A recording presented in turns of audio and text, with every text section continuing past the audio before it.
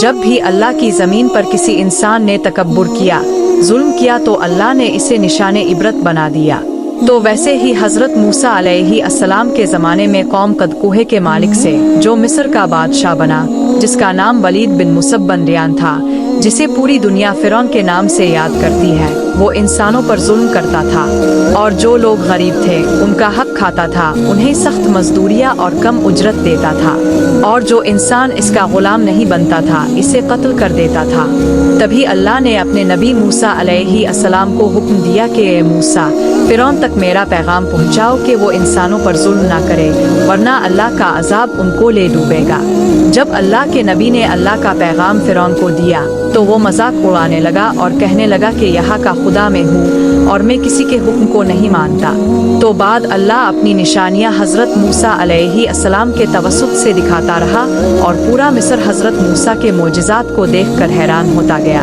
کچھ ایمان لے آئے اور کچھ فرعون سے سوالات کرنے لگے۔ بالآخر فرعون حضرت موسیٰ علیہ السلام کے معجزات کو دیکھ کر اس بات تک پہنچا کہ آج میں موسیٰ اور اس کی قوم بنی اسرائیل کو قتل کر دوں گا۔ اللہ نے اپنے نبی موسیٰ علیہ السلام تک پیغام پہنچایا کہ اے موسیٰ، رات میں اپنی قوم کو لے کر اس شہر سے نکل جا۔ تو یوں حضرت موسیٰ علیہ السلام اپنی قوم بنی اسرائیل کو لے کر وہاں سے جانے لگے۔ اس بات کا علم جب فرعون کو ہوا تو وہ غضبناک ہو کر کہنے لگا کہ کچھ بھی ہو جائے، موسیٰ اور اس کے ساتھیوں کو میں قتل کر کے ہی چھوڑوں گا۔ وہ اپنے جاؤ جلال کے ساتھ بنی اسرائیل کو ڈھونڈنے لگا۔ بس آگے آگے اللہ کے نبی موسیٰ اپنی قوم کے ساتھ اور پیچھے پیچھے فرعون کا لشکر ان کو مارنے کے لیے آتا رہا۔ بالآخر بنی اسرائیل دریا تک پہنچے اور فرعون کا لشکر پیچھا کرتے ہوئے ان کو دیکھنے لگا۔ جب بنی اسرائیل نے فرعون کے لشکر کو دیکھا تو حضرت موسیٰ سے کہنے لگے کہ اے موسیٰ، تو نے ہمیں کہاں پھنسا دیا؟ اب پیچھے فرعون کا لشکر ہمیں مارنا چاہتا ہے اور آگے یہ دریا ہے۔ اللہ کے نبی حضرت موسیٰ علیہ السلام فرمانے لگے، اے لوگو، گھبراؤ نہیں، اللہ ہمارے ساتھ ہے، یہ کبھی ہو ہی نہیں سکتا کہ فرعون اور اس کا لشکر ہمیں پکڑ لے۔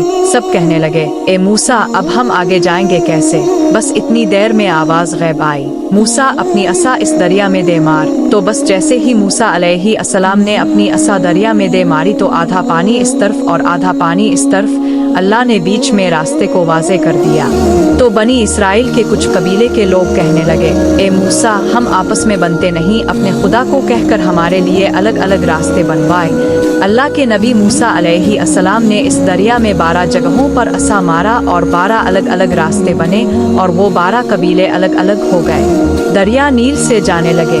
جیسے ہی یہ منظر فرعون اور اس کے لشکر نے دیکھا تو وہ بھی ان راستوں پر حضرت موسیٰ اور ان کی قوم کے پیچھے آ گئے۔ جیسے ہی موسیٰ علیہ السلام بنی اسرائیل کے ساتھ دریا کے اس طرف پہنچے اور دریا کے بیچوں بیچ فرعون اور اس کا لشکر موجود تھا، تو اللہ نے پانی کو پھر سے حکم دیا، اب ویسے ہو جا جیسے پہلے تھا۔ تو بس وہ پانی پھر سے مل گیا اور فرعون اور اس کا لشکر ڈوب کر مرنے لگا۔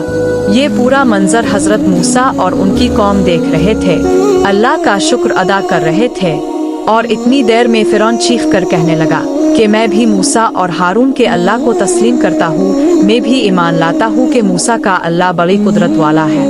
اتنی دیر میں آواز غیب آتی ہے، اے فرعون، اب ایمان لاتا ہے جب تو دوزخ کی دہلیز تک پہنچا ہے۔